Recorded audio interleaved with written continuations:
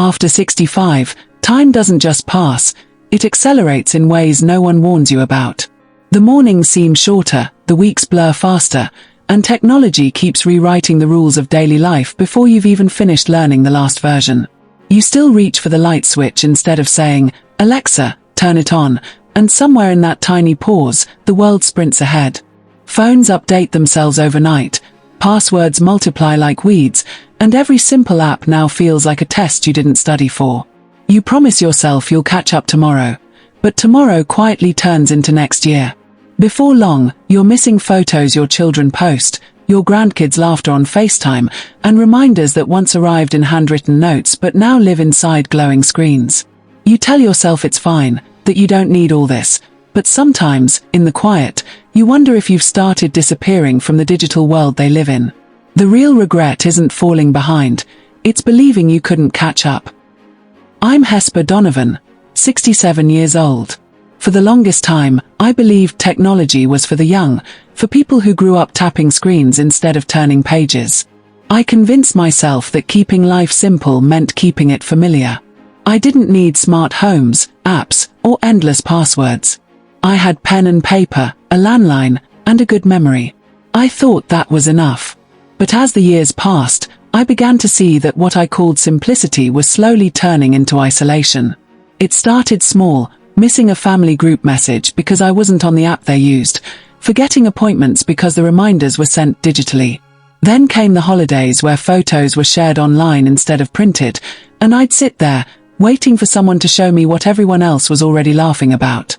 I'd smile politely, pretending I didn't mind being left out. But inside, there was this quiet ache, the feeling of becoming invisible in a world that now existed behind a screen. I told myself technology was complicated, that learning it would just frustrate me. But the truth was, I was afraid I'd fail, afraid I'd look foolish. I'd rather not try than risk embarrassment. And that fear cost me more than I ever realized. When my doctor switched to online scheduling, I missed my appointment because I didn't understand the portal. When my granddaughter started a video diary on social media, I missed every moment because I didn't know how to watch. My world didn't stay simple, it just became smaller. It wasn't the devices that failed me, it was my unwillingness to grow with them. I had the phone, the tablet, the laptop, all gifts I never truly unwrapped. They sat in drawers, gathering dust, like symbols of the time I lost convincing myself I didn't need them. So here I am, sharing this with you, not as someone who figured it all out, but as someone who learned too late what I could have done sooner. I want to tell you about my regrets, not to dwell on them, but so you won't repeat them. Because the truth is, life after 65 doesn't have to mean falling behind. It can mean catching up, and even moving ahead. My first regret was waiting too long to start. For years, I told myself, I'll learn it when I have to. I said it so casually, as if the world would slow down and wait for me to catch up. I truly believed there would be a clear moment when technology would tap me on the shoulder and say, now you must learn. But that moment never came. Life doesn't issue warnings like that. Technology doesn't pause out of courtesy. It keeps evolving, quietly and relentlessly, while you're still debating whether to give it a chance. I kept thinking I had time. Time to figure things out. Time to stay connected the old way. Time to remain comfortable. But comfort is a tricky thing. It convinces you that staying the same is safer than trying something new. And before you realize it, comfort becomes a cage. I remember the turning point vividly. My daughter had gifted me a sleek smartphone for Christmas. "You're going to love how it simplifies everything, Mom," she said with a smile. I nodded, smiled back, then tucked the box away in a drawer, because I wasn't ready. I didn't want something new replacing what I already knew. Months passed. Then years. My daughter would ask if I had tried it yet, and I'd laugh and say, "Oh, that fancy thing? I'll get around to it." When I finally opened it, the phone felt like a stranger. The apps she raved about weren't even there anymore. The icons looked different. The buttons had changed. And when I asked her to show me how to use it, she hesitated for just a second before saying, "Things work differently now, Mom." Not unkindly, but the message was clear. The world had shifted, and I had stayed still. That moment hit me harder than I expected. Because learning late is more than inconvenience, it's realizing that the distance you feel from others didn't just happen. You created it by waiting. I used to think learning technology meant complicated instructions, endless frustration, a kind of embarrassment that I wasn't ready to face. What I didn't realize was that starting small was not just allowed, it was enough. 5 minutes a day. One new button. One short lesson. Little steps forward. Each one would have kept me connected to the world and to the people I love. Instead, I let fear pretend to be logic. I let hesitation disguise itself as preference. And I lost things I didn't even know I'd miss. If I could speak to my younger self, the one confidently refusing help, I'd say, you don't need to master everything. You only need to begin. Because the real regret isn't about technology. It's about believing that learning is only for the young. It's about letting someday steal years from you. Start while you're curious. Start while you're unsure. Start even if your hands shake a little. You'll never feel completely ready, but you will always be grateful you began. So ask yourself now, what's one thing you've been putting off learning? One feature, one app, one tiny step you've avoided. Say it out loud. Share it. Because today could be the day you finally open that metaphorical drawer and decide you're not done growing. My second regret was missing the faces that moved online. It's strange how connection can disappear so quietly. One day, you're part of every family gathering, and the next, everything's happening on a screen you don't know how to use. I remember the day my granddaughter graduated. The ceremony was streamed live for family members who couldn't attend in person. My daughter called that morning and said, "Mom, don't worry, we'll send you the link. You can watch it on your computer." I smiled, pretending I understood, but after hanging up, I stared at the screen and froze. What did she mean by link? How was I supposed to join? I tried clicking around, hoping something would magically happen. Nothing did. I told myself it was fine, that I'd see photos later. But photos don't hug you back. They don't let you hear the tremble in your granddaughter's voice as she says, "Thank you, Grandma, for believing in me." They don't show you the small details, the way her cap slipped to one side, or how her eyes glistened when she spotted her parents in the crowd. I missed all of it. Not because I didn't care, but because I didn't know how to be there. That night, my daughter sent me pictures and a video clip. I watched them over and over, smiling at first, then crying quietly. I had told myself I didn't need technology to feel connected. But that day proved me wrong. Connection doesn't just happen. It's something we have to reach for, and these days, that reach is often digital. If I'd taken the time to learn one simple app, Zoom, FaceTime, WhatsApp, anything, I could have been there in real time. I could have clapped, cheered, maybe even said I'm proud of you while she could still hear me. Technology doesn't replace family. It helps us stay close, even when miles and circumstances separate us. The truth is, loneliness in this age doesn't come from being alone. It comes from being disconnected. I used to think virtual meant not real, but now I know that the love shared through a screen is still love. When you see your loved one's face light up on a call, it's not technology you're looking at, it's connection made possible by it. If you've ever missed a family moment because of tech confusion, please know, you're not alone. Many of us grew up in a time when connection meant showing up in person, shaking hands, hugging tight. But the world has changed, and connection looks different now. What hasn't changed is the feeling, the warmth, the laughter, the shared presence that still matters more than anything. So if there's one piece of advice I can offer, it's this. Don't wait for another missed moment to push you into learning. Ask someone to teach you today, how to make a video call, how to open a live stream, how to send a video message. Write down the steps if you need to. Practice until it feels familiar. You'll thank yourself later, not just for the convenience, but for the closeness it brings back into your life. Have you ever missed a family moment because of tech confusion? You're not alone, share it below.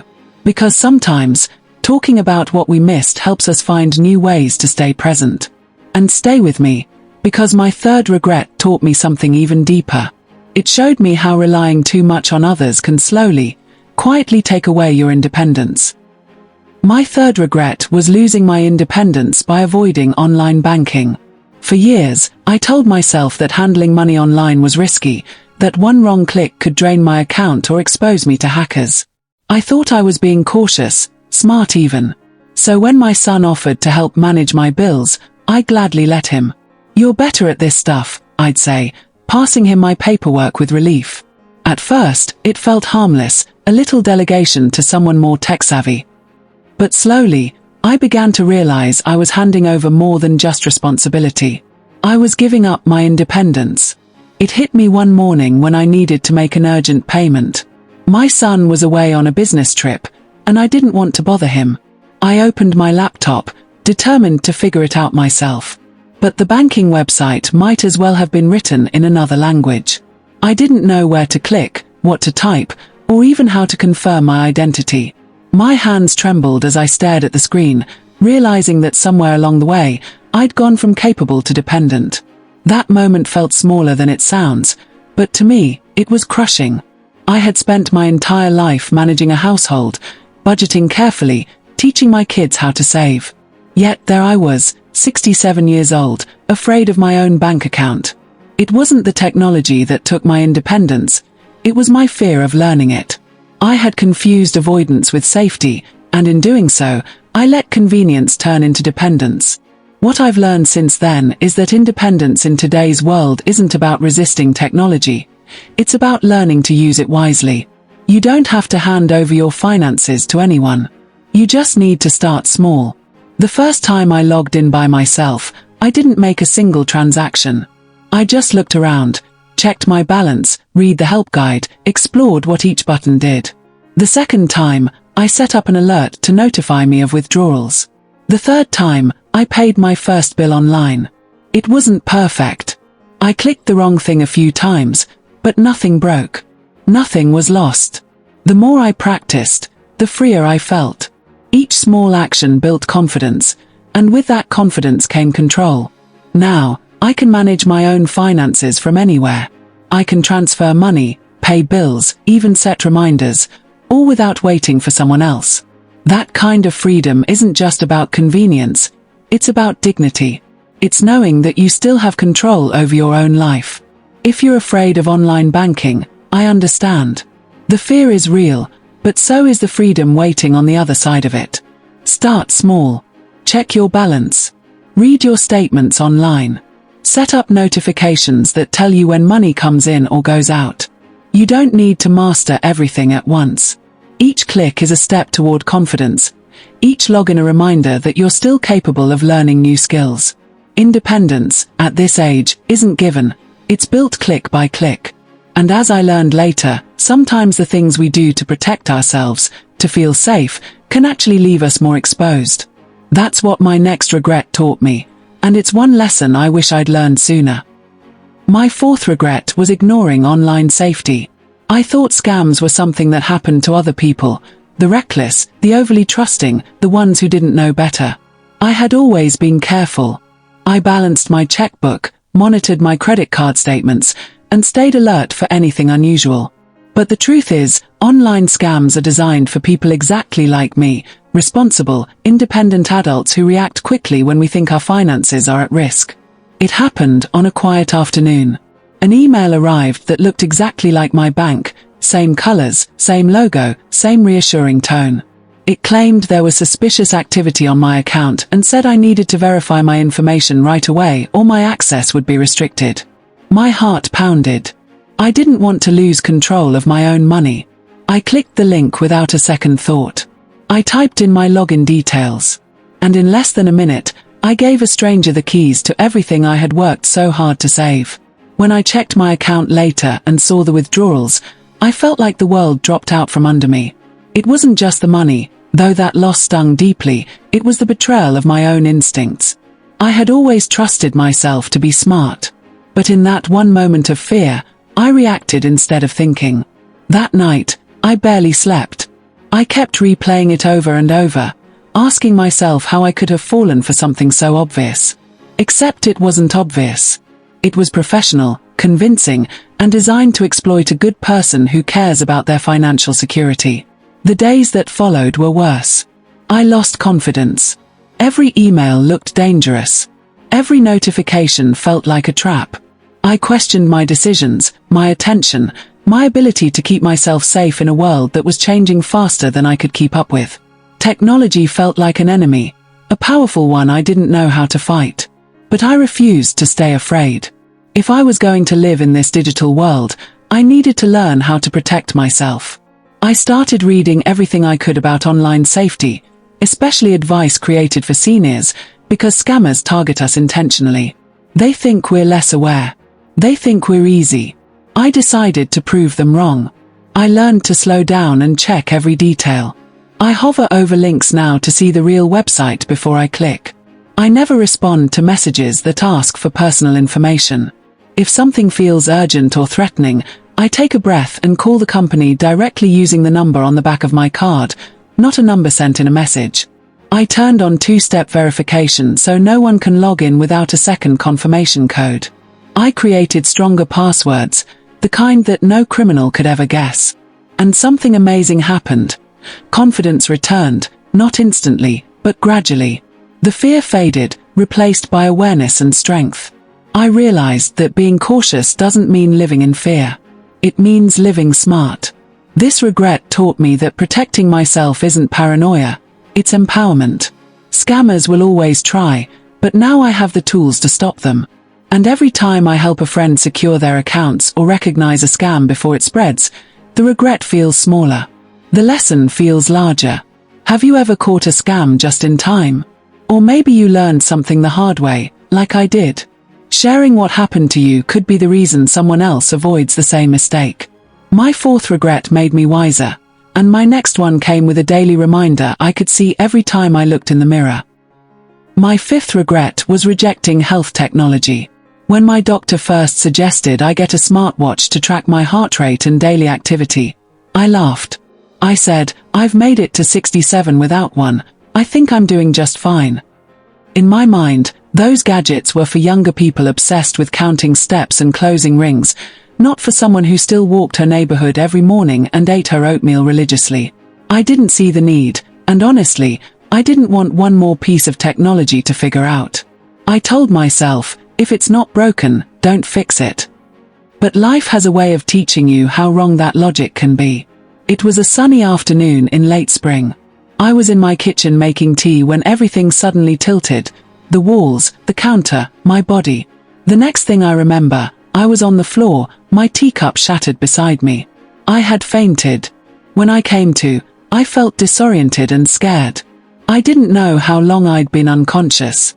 My phone was on the table, too far to reach. I sat there, trembling, realizing that if no one checked in on me, no one would know. That moment, that silence after the fall, was the loneliest sound I've ever heard. Later that evening, the doctor told me my blood pressure had dropped sharply, probably due to dehydration and medication timing. If you'd had a smartwatch, he said gently, it might have detected the irregularity before it happened. I nodded, trying not to cry. All I could think about was how many warnings I'd ignored. How easily that small piece of technology one once dismissed could have changed the outcome of that day. That was my turning point. I went home, ordered the smartwatch I'd once mocked, and promised myself to learn how to use it. The first few days were frustrating, figuring out how to pair it with my phone, how to read the data, how to make sense of all the little charts and numbers. But soon, I realized something. It wasn't about the technology itself, it was about awareness. The watch started reminding me to take my medications on time, to stand up when I'd been sitting too long, to breathe when my heart rate spiked during stress. It even tracked my sleep, showing me how restless nights affected my energy the next day. And then, it did something I didn't expect. It gave me peace of mind. I no longer had to wonder whether I was okay. I could see it. When I walked, I saw my steps climb. When I rested, I saw my heart rate settle. I stopped guessing and started knowing. And that's what independence really means at this age. Not refusing help, but using tools that keep you safer and more confident. I wish I hadn't waited so long. I wish I hadn't let pride or fear of new things stop me from taking care of myself in smarter ways. The technology one once laughed at is now the thing that helps me live with security and awareness every single day. If you've ever rolled your eyes at gadgets, I understand. But maybe, just maybe, that little device could be the silent guardian you didn't know you needed. Sometimes, peace of mind really does come with a gentle vibration on your wrist, reminding you to keep living, moving, breathing, and caring for yourself. My fifth regret taught me that rejecting help doesn't make you strong, it just makes you vulnerable. And while that regret made me wiser, my next one was something I couldn't fix with any device. Some things, once lost, can't be replaced. My sixth regret was losing memories I never backed up. It happened quietly, no warning, no drama. One morning, my old phone simply refused to turn on. I tried everything, charging it, restarting it, begging it like it could somehow hear me. But it was gone. And with it, so were 5 years of my life. Birthdays, family dinners, my granddaughter's first steps, the little videos I took of my late husband singing to the radio on road trips. Moments I thought would always be there waiting for me. Gone in a blink because I'd trusted a fragile piece of plastic and metal to hold my heart. I remember sitting at the kitchen table that morning, staring at the black screen, realizing that technology had betrayed me, or rather, that I had betrayed myself by not understanding it better. I'd always told myself, I'll back them up one day. But one day never came. I thought I had time. That's the thing about memory. You never realize how fragile it is until it vanishes. The silence in that moment felt heavier than grief. It was the weight of losing the proof of a life well lived. Later, my daughter tried everything to recover the data.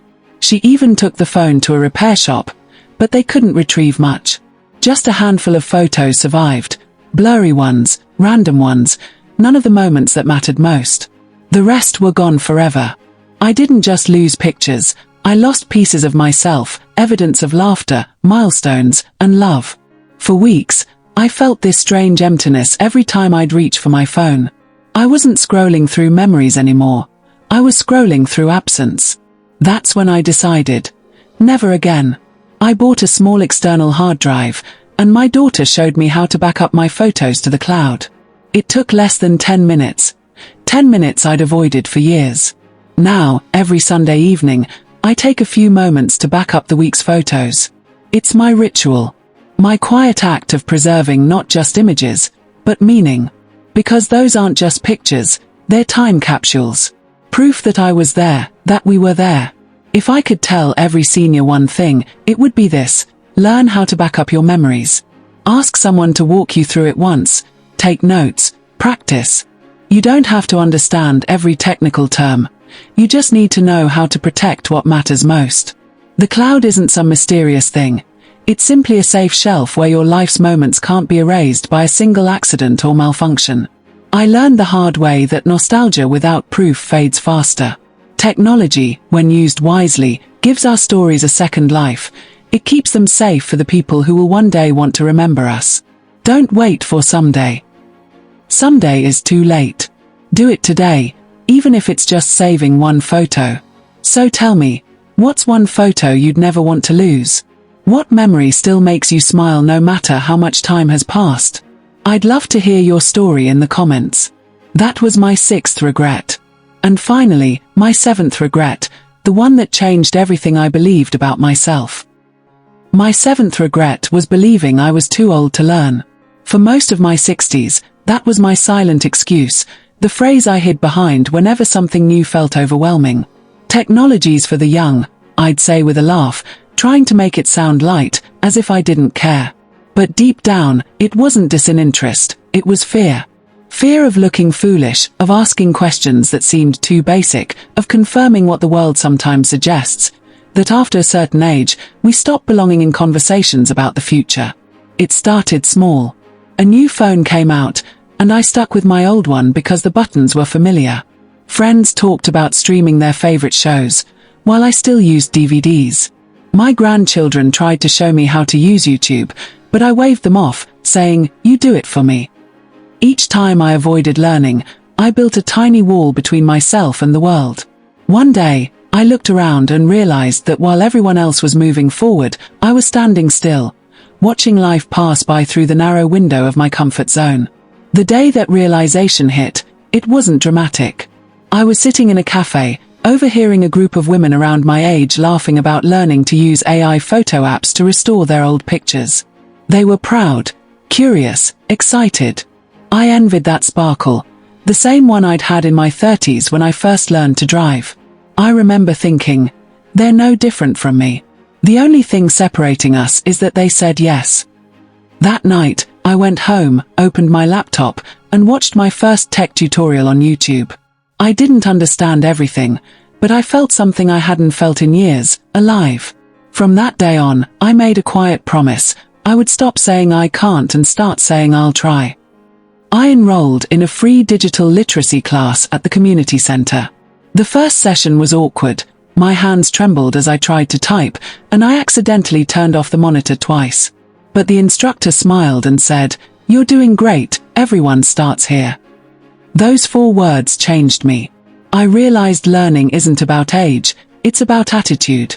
The room was full of people like me, teachers, retirees, grandparents, all proving that curiosity doesn't expire. Over time, I learned to pay bills online, video call family, and even shop safely for groceries. The world opened up again, not because technology changed, but because I did. The fear that once made me freeze began to fade, replaced by confidence built one click at a time. And the best part? My grandchildren started asking me for advice, little things like how to scan documents or find reliable information online. Every time I help them, I'm reminded that it's never too late to grow, and never too early to start. If you've ever thought, "I'm too old for this," let me tell you, that's the biggest lie age can whisper. The truth is, curiosity doesn't age. We just stop feeding it. Join a class, ask for help, or watch one tutorial today. You might be surprised by how capable you still are. When I stopped believing technology was racing ahead and started realizing it had been waiting for me all along, everything changed. I wasn't falling behind, I was finally catching up to myself.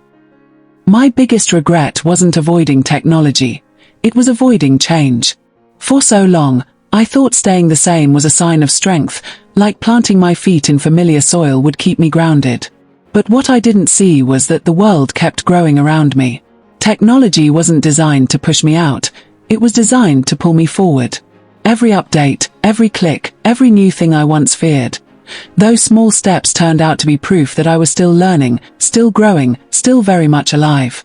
There's something powerful that happens when you realize you're not done yet. When you stop measuring life by the years you've already lived and start measuring it by the moments still waiting to be experienced.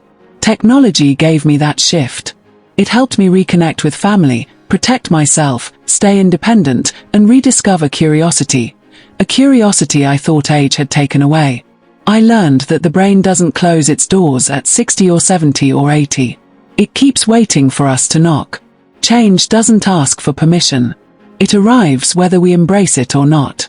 But choosing to participate, choosing to learn, turns change into opportunity. I spent years thinking I was too old to keep up. What I didn't realize was that keeping up has nothing to do with speed and everything to do with willingness.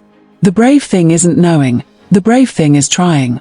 If you're watching this and you've ever whispered to yourself, "It's too late for me," let me tell you, it's not. You don't have to understand every button on your phone or every feature on your computer. Start with one thing. One new skill. One new tool. One new step. Celebrate the small victories. The first video call you join on your own, the first photo you back up, the first scam email you recognize and delete. These are not minor wins. They are declarations. I'm still here. I'm still capable. I'm still learning.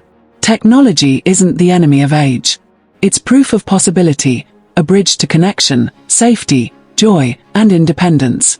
Every time you choose to learn something new, you're not just using a device, you're investing in your future, in the people who want to share it with you, in the memories you haven't made yet.